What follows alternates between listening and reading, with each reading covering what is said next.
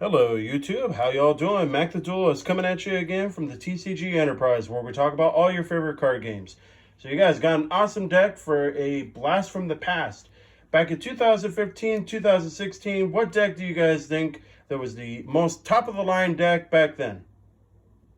If you guys thought Nekroz, you guys are correct.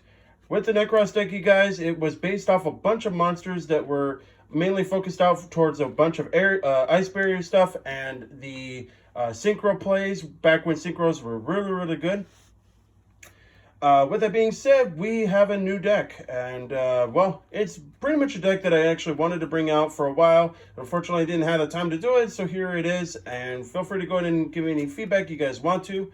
Like I said, this is an incantation deck, and so it is not Drytron. If you guys want to see a Drytron, go ahead and count down below in the comments, but don't count on it because the deck for Drytron is pretty expensive right now. So we'll just go ahead and play with what we got at the moment. So starting off, unfortunately, I don't have it sleeved. I need new sleeves, so but whatever. Anyways, we have one Nekroz of Dread a Hair. Or I had odd red hair. Please do not quote me on towards my bad pronunciations. But anyways, this is not sleeved up. I need to get new sleeves, so please bear me the criticism. But anyways, you can discard this card and tribute 2 Nekroz monsters from the hand and or field.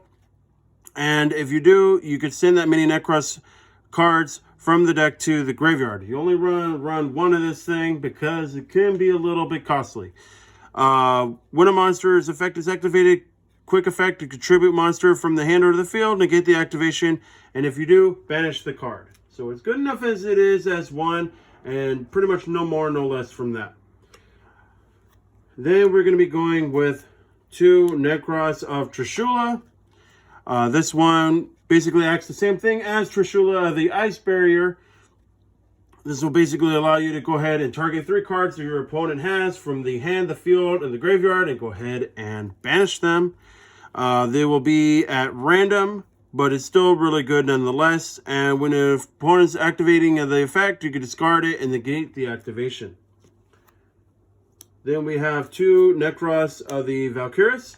This card was really expensive until I ended up getting its reprint not that long ago. When an opponent's monster declares an attack, you can stop the attack in the battle phase, which is why it was so good back then. It's still pretty good in and of itself. During the main phase, you contribute to 2 monsters from the hand or the field and draw that many from the ones you attributed, which is good. It gives you a draw power. 3 Nekroz of the Unicorn. This one will basically target 1 Nekroz monster into the graveyard, and they'll add it to the hand, and then the face-up effects of face-up monsters onto the field that were special summoned from the extra deck get negated. 3 Nekroz of Brionac. This is one of my favorite cards, honestly. Brionac was banned at one point, and then until they ended up bringing it back way back then. You can discard the card and add a Nekroz from the deck to the hand, except for Brionac. And then you target 2 face-up monsters onto the field that were special summoned from the extra deck and shuffle them back in there. 2 Nekroz of Colossus. Please do not judge me on my pronunciations. But nonetheless, you can discard the card and add a Nekroz spell or trap from the deck to your hand. We do not have any traps in this deck, but that's fine.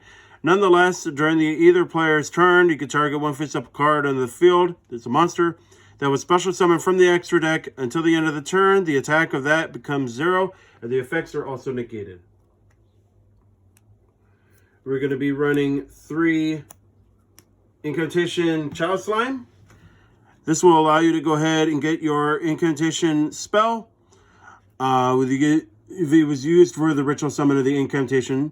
And at the same time, you could lose 2,500 life points if you do not special summon a ritual monster. But nonetheless, you will basically not have to worry about that 2,500, because if you worry about the 2,500, you can basically set up the disruption plays. But just make sure that you're always ritual summoning, so then that way you don't end up having to keep on playing out for a cost. We have 1 Cyber Angel Ben 10, got limited, and for good reason, because Drytron is too good, at least as for what they say. Anyways, this will basically allow you to go ahead and cheat out. Any damage that would be inflicted will be equal to this original attack. Original defense. Then you could go ahead and cheat out for another fairy, which will you cheat out for your Archlord Christia. And then your Archlord Christia will just basically get put out into your hand, and then you can go ahead and set up for a little bit of a combo play, or if you want to, just go ahead and ritual summon with it. Why not? Now, as far as our normal monsters go, we are going to be going with our regular lineup here. We're going to be going with 3 Manju of the Thousand Hands. This will allow you to go ahead and get for your ritual card, ritual monster, and ritual spell. So then that way you could basically set up, and then that way you could go ahead and start setting up for ritual plays. To assure it, I'd rather run the 2 than the 3. 3 is a little too cloggy, especially because of its once per turn. But you could utilize this as a full ritual summon. That's why it's so good. Then we have 3 Zaborg of the Mega Monarch. I only use this pretty much out for a ritual summon, but at the same time, you can start hitting your opponent's extra deck, start banishing their extra deck, so that way they don't have a response. As far as that goes, we are going to be going with our Incantation Cards, and with our Incantation Cards, we are going to be going with 2 Kendall. This will allow you to go ahead and set up for your plays, as well as your 2 I'm trying to remember the name here. Talismandra. There we go. Talismandra.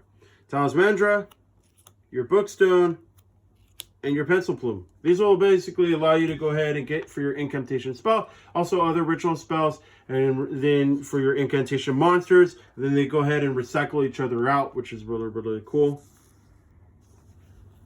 As far as our spells, we are going to be going with 3 Preparation of Rites. It is a ritual deck, so we need to have this. You could add a level 7 or lower ritual monster from the deck to the hand, then get a ritual spell from the graveyard and add it to the hand. Very, very good.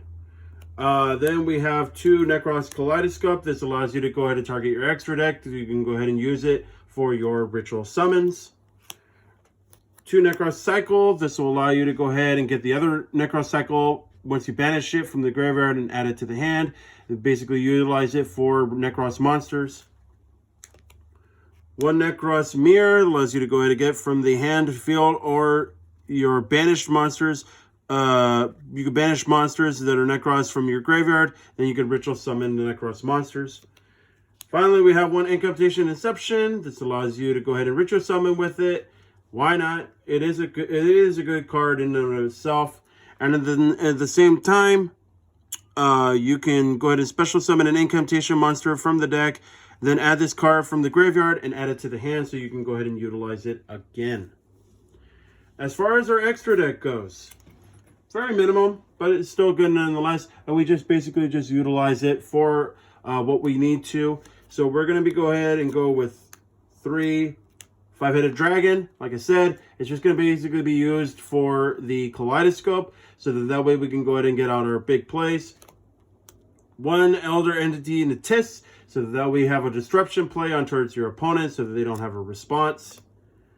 3 Herald of the Arc Light, because it's Herald of the Arc Light, might as well. And because we are using a ritual deck, you could add a ritual monster or ritual spell from the deck to the graveyard if it's sent to the graveyard. 1 Psyframe Lord Omega, because it is Psyframe Lord Omega. Need I say more on towards that? 1 Dark Rebellion XYZ Dragon, so then that way we could pump and we can boost up attacks and hit head on.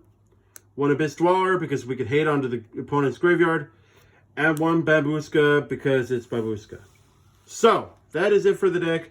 And I hope you guys enjoyed that. Feel free to go in and comment your feedback down below. If you guys want to see Drytron play, I'll try and do that. But honestly, the deck is still very expensive unless it ends up getting reprinted. Or there's other ritual decks out there that I could definitely intermix with this deck. So if you guys want to see some of those, go ahead and comment down below. Feel free to also like and subscribe for more deck profiles and other updates into as far as the TCG goes. I'm going to definitely get up for some more Digimon decks and Magic decks, and also Pokemon will definitely be up and running in the near future, as well as other TCGs. So stay tuned in for all of that. Also, don't forget to post the notification bell so you don't miss a beat, you guys. And also follow on the Instagram.